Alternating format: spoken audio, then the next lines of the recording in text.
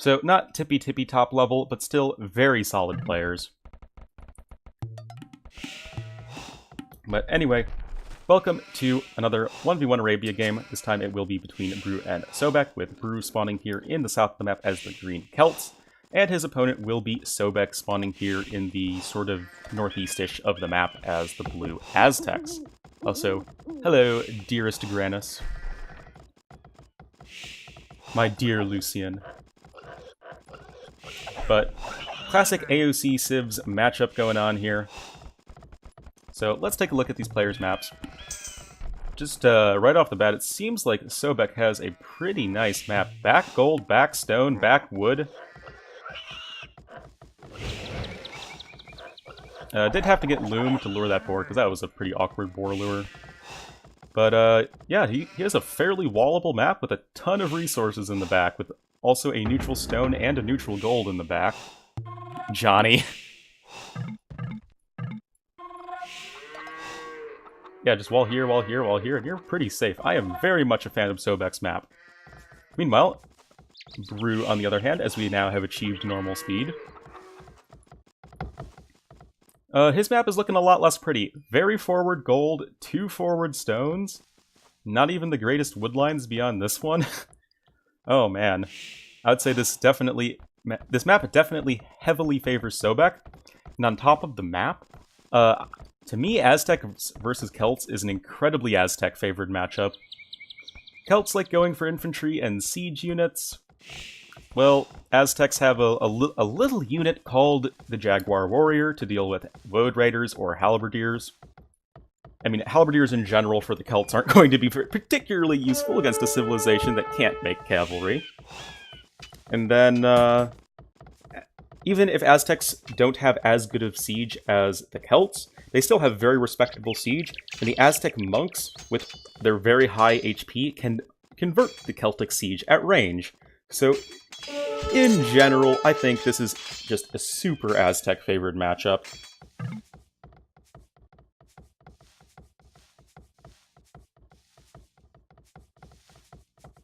In addition, both of these civs do have, I would consider both of these civs having top 5 economy bonuses. Celts with the faster collecting, wood cutters, lumberjacks. Wood is a very important resource in Age of Empires, and the Celts got wood. Oh, look at everyone, so friendly. Mr. I always rant about T90. I didn't think I always ranted about T90. Also, very good trade here for Brew. 4 kills, 2 deaths for him. I guess we didn't see Sobek engage with all of his men-at-arms. I honestly wasn't really paying attention. But Sobek, rather, will be able to complete this wall, and he even has back deer that he can just take, like, with no problem. This guy's map is insane.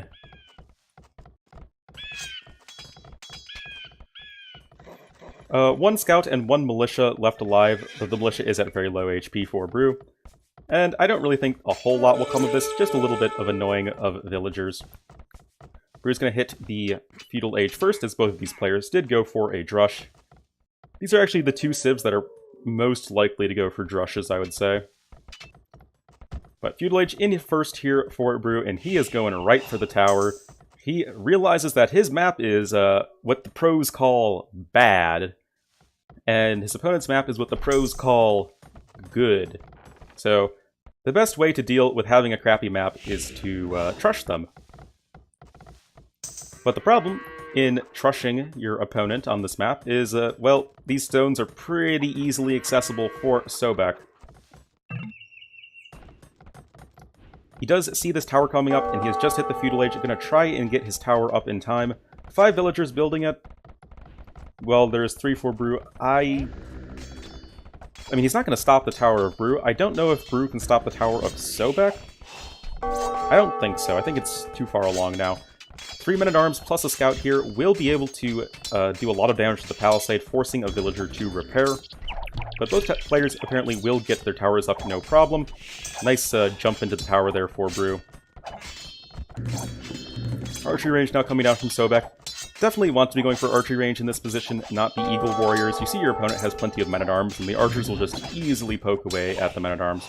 You can also garrison archers in towers for your tower defense.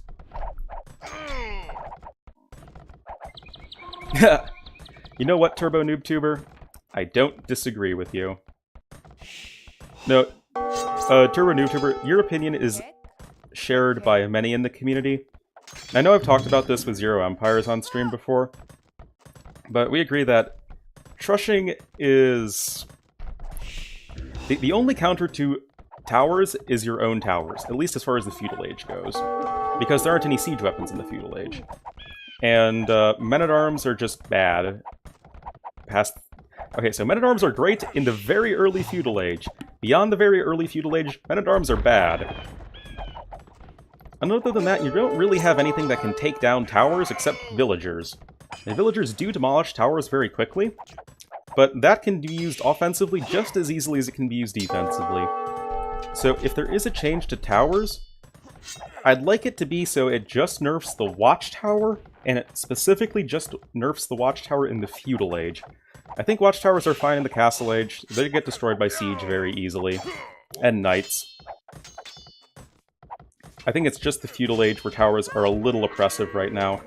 But as far as how do you nerf towers so that they're still a good defensive option, because you want the watchtower to be a good defensive tool in the Feudal Age.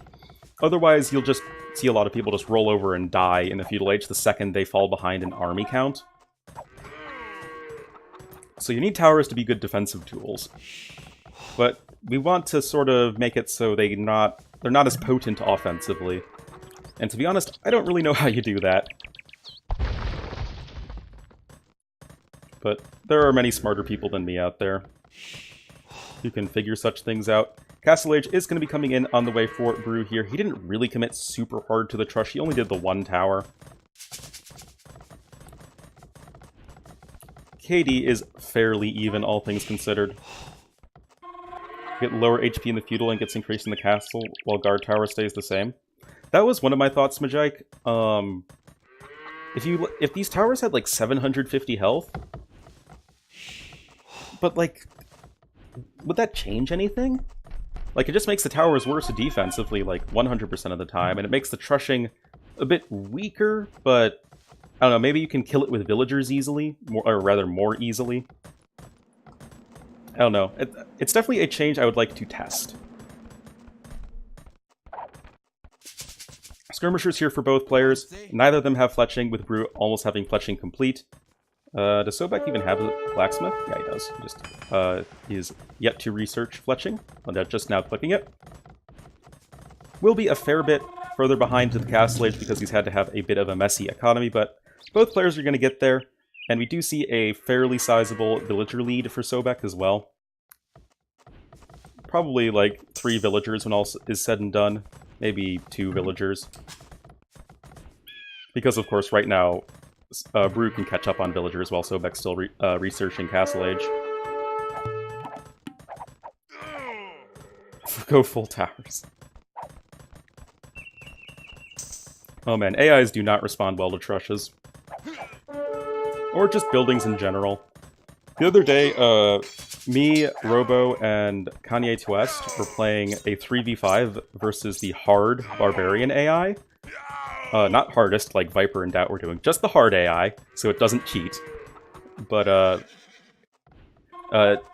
Twest was just throwing down bombard towers, and the Barbarian AI was just throwing units into them.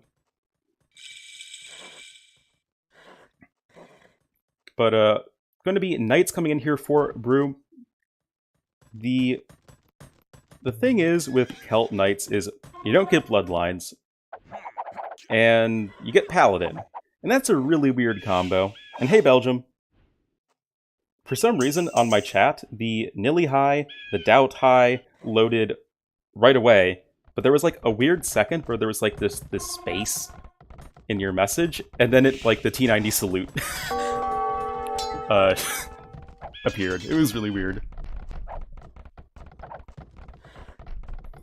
But we have some knights running around here for Brew. I don't think they're going to get a whole lot done. Oh god, the sellout too. But without any sort of upgrades whatsoever, just that now getting the scale barding armor, these knights are going to fall so quickly to these crossbowmen of Sobek, who is getting his second town center, and is pretty safe, all things considered. More knights coming in here for Brew. He is up to 2 TCs himself. Eddie almost made me 2k3 again. Oh god. Oh, Eddie. Were you playing Eddie on Arabia? Because I don't really think of you as much of an arena player, Belgium. Sobek getting the bowsaw and wheelbarrow upgrades just to help round out his economy as he's getting his third TC. And I think this is a pretty smart idea for Sobek, because he knows he has the better Civ matchup, he knows he has the better map. So just hang back, play it safe, don't let your opponent just run you over, and then you'll be golden in the late game, because Jaguar Warriors plus Monks should kill everything the Celts can throw at you. I won him 3 era games in a row, then he switched to Arena without me knowing, lost my eagle in the fight, so was lost game. Oh, feels bad, man. That sneaky Frenchman. Ooh, is this TC gonna be denied? Nah.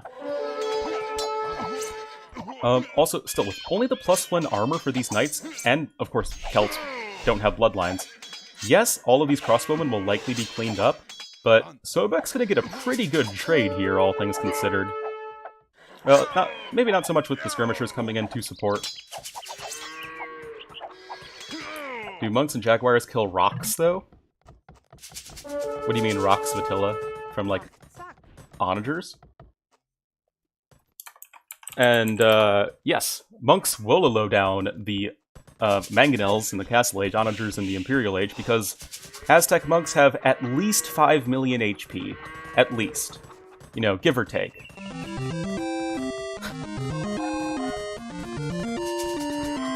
Oh boy. X gon' give it to ya. Knock knock, open up the door. It's real whip non-stop. Pop pop and stainless steel go hard getting busy with it. But I got such a good heart I'll make a mother if I wonder if he did it. Damn right, and I'll do it again. Thanks for the didgeridoo, Grannis. It made me smile. That was funny. Thank you for the $1. But, yeah, Vatilla, the Celt onagers are really good. God damn it,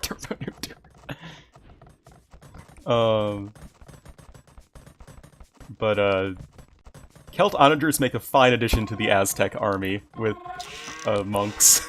Aztec monks being able to survive onager hits. I actually think, wait, Aztec monks, fully upgraded Aztec monks survive siege onager hits, I'm pretty sure. Because I think fully upgraded Aztec monks have 95 HP.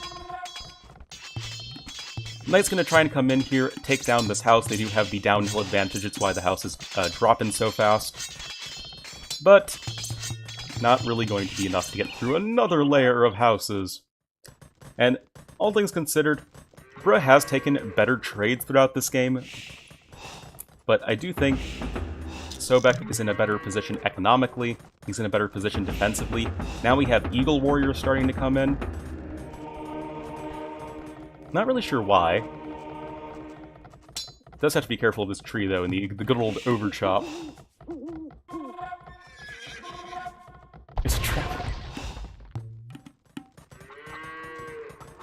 Bruh even getting the stone shaft mining technology.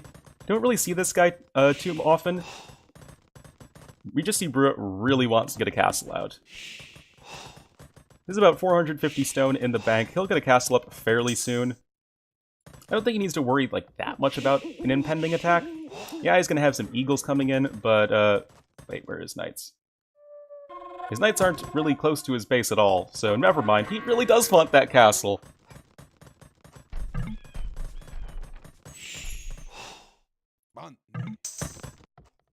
Now, with Sobek getting the +2 defense for his eagles, 5 pierce armor is nothing to mess with.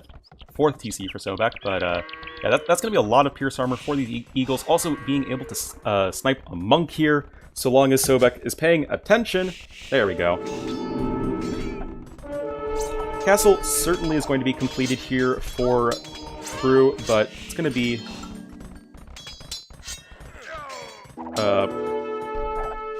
I guess not in time to save all of his villagers. He's going to lose a few villagers.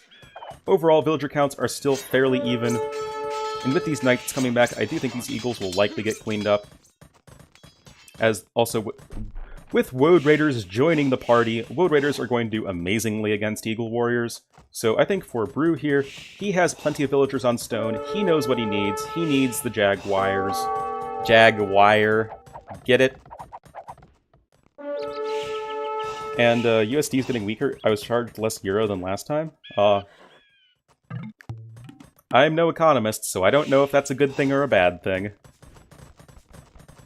And what is Chad and Ornlu opinion on Celt Castle unit? Do you mean the Mighty Pajama Warrior? That's a villager. The Mighty Pajama Warrior? Well, one, they're awesome. They look cool. They wear pajamas. And they move fast, and they do a lot of damage. Woads are a fantastic unit. They're pretty much champions, but a little bit more expensive and a little, better. They move faster, they have a bit more HP at the cost of 1 melee armor. Like a green blanket. Yeah, that only the green Teutonic Knight had, that's a true unique unit. But Woad Raiders are really good in a ton of situations. Being in infantry is actually pretty nice in terms of dealing melee damage is almost always more valuable than doing pierce damage. And the fact that they're fast means that they can close the gap on archers a lot easier than other units.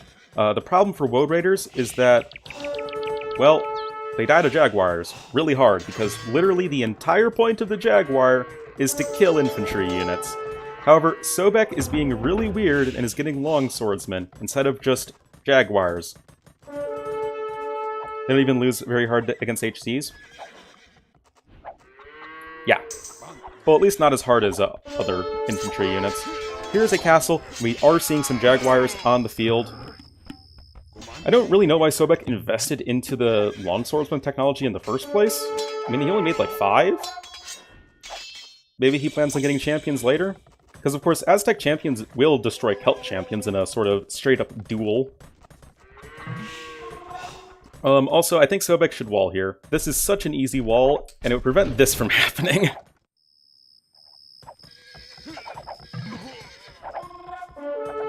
But, again, with only +1 armor, any amount of arrow fire is going to trash these knights very easily. HC is hand cannoneers. And this is why I said in the very beginning of the game that this was going to be a real uphill battle for Brew, because he's going Woad Raiders, his opponent just has Jaguar Warriors. If Brew tries to go for Celt Siege, Sobek can go for Aztec Monks, and then Aztec Siege, which is also really good. Not as good as Celt Siege, but still really good.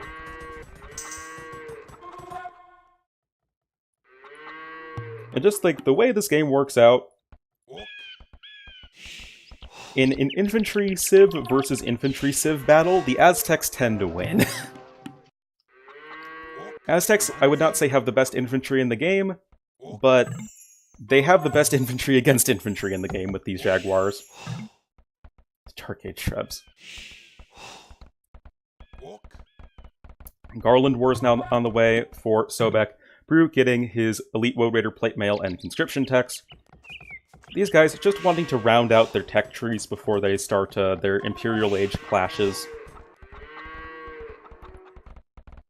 Yes, Vatilla, a Treb is a siege. Okay. For example, trebuchets are affected by the Celt faster firing siege bonus. Another castle coming down here for Sobek. He does realize that this is sort of the most important point to defend. If this hill was taken by Brew, it would just give him a real easy access to attacking Sobek's base. Though again, love to see a wall here. Woad Raiders, it's in their name. They're great raiding units. There we go. Very nice gate placement here by Sobek. He did the palisade thing, forgetting that he can rotate gates, but I'll forgive him that because that was perfectly timed. Woad Raiders not going to get in, and Elite Jaguar Warriors are literally just going to destroy these guys. What? Attila, I'm sorry, I must have misread your question. But yeah. Sobek just missing some infantry attack upgrades, but that doesn't matter. Like, it's just not even close. These guys have 2 melee armor. 2 more attack. And I think plus 11 bonus damage? Like, the Woad Raiders outnumber the Jaguars, like, by maybe 50% there, until these guys showed up. And then they barely survived. Brua is now getting the Heavy Scorpion tech. Heavy Scorpions are, generally speaking, a pretty good way to deal with mass infantry. Including the Jaguar Warrior. But Heavy Scorpions are really bad against Eagles, and guess what Sobek has access to? Long Swordsmen. Just kidding, it's Eagles. Brua even getting Town Patrol. Interesting. Interesting, you know, multiple wall styles here. We've got the stone wall, the palisade wall, and the house.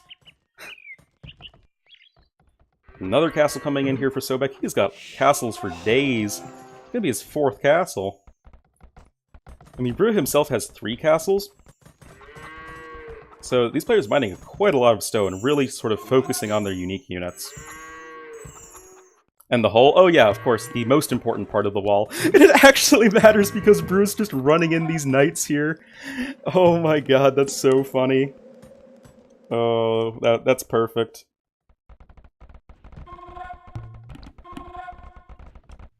Oh yeah, Vatilla. Yeah, Furor Celtica, the Celt unique technology, does not affect trebuchets because the text specifically states that it affects siege workshop units. And the trebuchet is not a siege workshop unit, but it is still a siege unit. There is the distinction there. But trebuchet party about to begin. Lots of Scorpions out here for Bru. Still missing the Siege Engineers technology, giving them that extra range. But still, like, if these Scorpions get a few bolts here against the Jaguars, they're going to die very quickly. So all Sobek needs to do is just make some Eagles. Or Onagers. Both are fine. Woad Raiders trying to run in, maybe snipe a trebuchet, but thinking better of it. And the thing about Aztecs is they don't get any of the building armor upgrades, and they don't get hoardings. So these castles are stuck at 4,800 HP.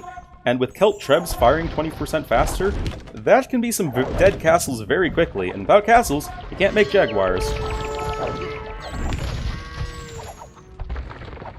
And yeah, this is very much going to be a dead castle.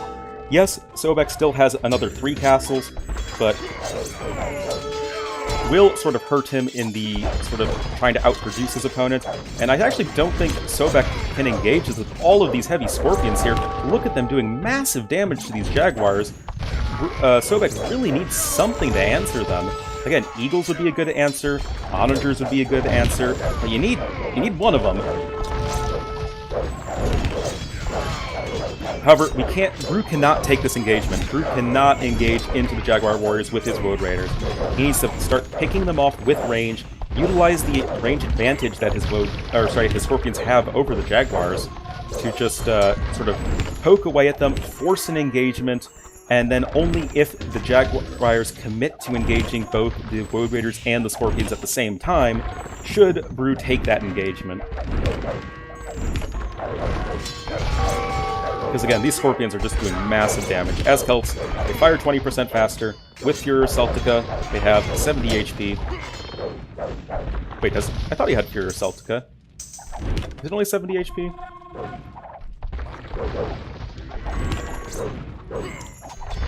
But yeah, 16 plus 1 damage against only the 5 Pierce Armor. That means these guys are doing 11 damage with, like, pass-through damage at a range of 8, which is really good. Like, look at all of these Woad Raiders. I'm staying on Sobek's POV so we can see the effect of this pass-through damage. These guys are just getting mowed down. Sobek is now getting the Siege Ram. Siege Rams also are fairly good against Scorpions. But it might be too little too late. I mean, Sobek's doing a fairly good job here. It's just, man, Jaguars are good at killing infantry units. But it looks like the Jaguar numbers are starting to thin. The Woad Raiders are still being produced very quickly. Of course, we have to remember here that Brew does have one more castle than his opponent. And at this rate, there's going to be 2 more castles, because this castle is about at half HP for Sobek.